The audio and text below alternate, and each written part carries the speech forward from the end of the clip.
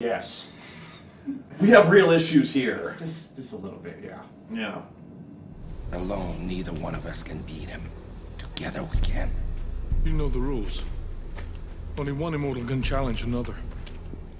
So getting back to the one-on-one fighting rule, it's obvious Kel has no reason at all to follow it. He has his little band of merry men to help him kill So why the hell immortals. don't the McLeods team up and Exactly. tag team on the bad guys? You have a depressed and morose Connor there, and Duncan's like, we can beat him together. Connor, we are in agreements.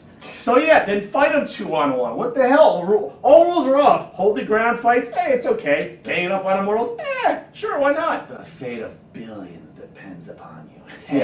Yeah, thanks. Yeah, he's still laughing while he's getting killed. Great. Good job, Connor. But yeah, so worst case scenario, you want to fight one-on-one, you want to be honorable. All right, this is what happens. Connor in a suicidal mode can fight Kel and lose easily. If a quickening happens, if an immortal gets killed, the immortal that gains a quickening is extremely weakened by it, especially if it's an immortal at the caliber of Connor. So while Kel is like this, Duncan can just go over and whack his head off. There you go. It kind of raises an interesting mental image of a bunch of guys like standing in a line, Yes. taking a number.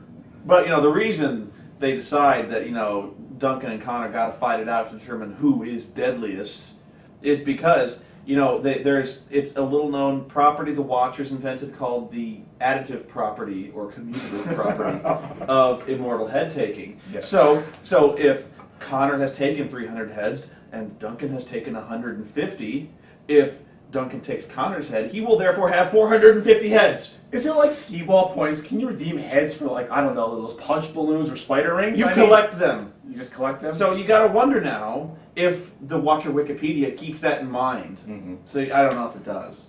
That's another thing about the Watchers. They brought back Joe Dawson and Mythos. Mythos is actually the oldest immortal. They brought him into the movie, and their parts were okay, but they're not even totally concerned about Connor and Duncan. They don't help out. Mythos on the show was always a slippery bastard if you watch the TV show. He would have done something nefarious to save them. He just kind of appears for 10 minutes and he's gone. Right. You gotta wonder who was watching Connor, by the way, that whole time when he was sitting in the cave. That would be the most boring fucking job in the world.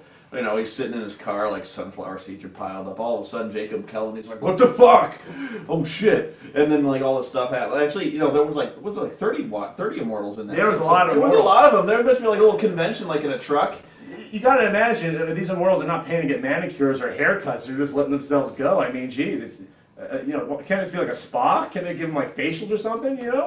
Well, there's no janitor. I mean, like who cares? Yeah, but their fingernails had to be like gnarly. It was pretty disgusting. Here's the gentleman you met in Connor's loft. Kel, Jacob, 661 confirmed immortal kills. 661 confirmed immortal kills. Welcome to your worst nightmare. I also find it slightly amusing that for all this great database of knowledge that the Watchers have, why does Joe Dawson, Duncan MacLeod's best friend and most trusted ally, never think to mention that one of his very own clans, separated only by years of circumstance, has vowed bloody vengeance on the entire MacLeod clan, is seeking to murder them all, and has, by the way, torn a bloody swath through the entire immortal community, causing worldwide devastation and amassing huge amounts of power and allies, and might be possibly gunning directly for him. 6 years of a TV show, you think he'd come up every now and then, meet those and say, you know what, watch out for this guy who not only is disregarding the Holy Grail rules, but has, 7 other immortals helping him. Right. All it would take is this. By the way, Duncan, there's this guy who not only wants to kill your clansmen, but he has a gang of 7 guys that are doing it. Who's completely disregarding the rules? Yes.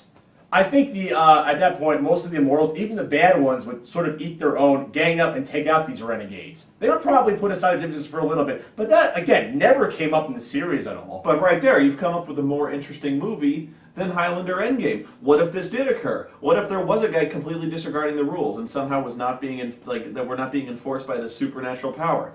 All of a sudden, it's a game changer. These guys have to team together. There's a war. The problem is that exposes one of the main problems with this movie. Well, at least the source of it. Good, Highlander source. Yeah, that was good.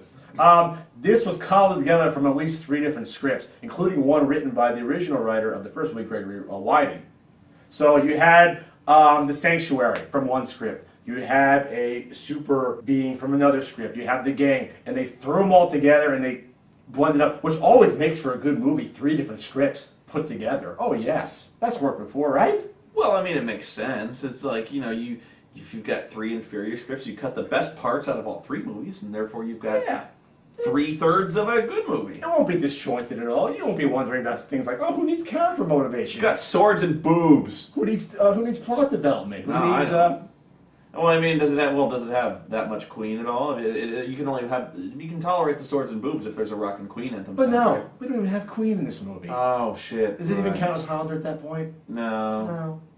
What are you doing here? Remember our wedding day, Duncan? I do. The way we danced. All right, so one of the main things in Highlander, the series, is that Duncan MacLeod was never married. He even went to a gypsy in one episode, I believe. He said he would marry me. I will marry you. Liar! I saw it in your palm. What are you doing? You will have hundreds of women, but you will never marry. Not me, not anyone. Highlander Endgame says, you know what? Fuck all that established canon. Yeah. We're just going to throw a love interest in for no reason at all. He was never exactly the marrying type, though. Duncan MacLeod, through the years, was kind of a man whore.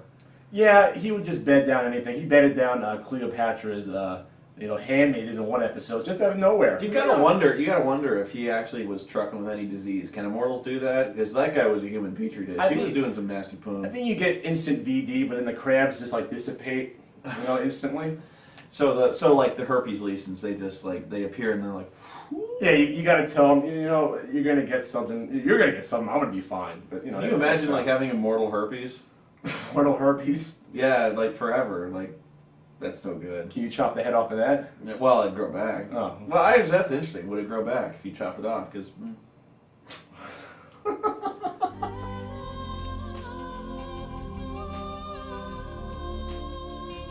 So you quickly realize that the only reason they gave Duncan a love interest, not only a love interest, but a wife that he never really was supposed to have, was to see the lovely Lisa Barbuccia naked, which I'm not complaining about, but worse reasons.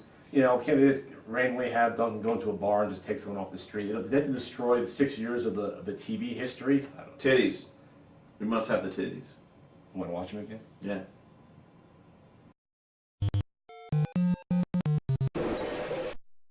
Wait, no, I figured out why they follow the guy. Why? This is perfect. They're big fans of Dungeons and Dragons. Oh, of course! Blue lips. They must follow this man. We must learn the power of the immortals. Yes. He's just a person.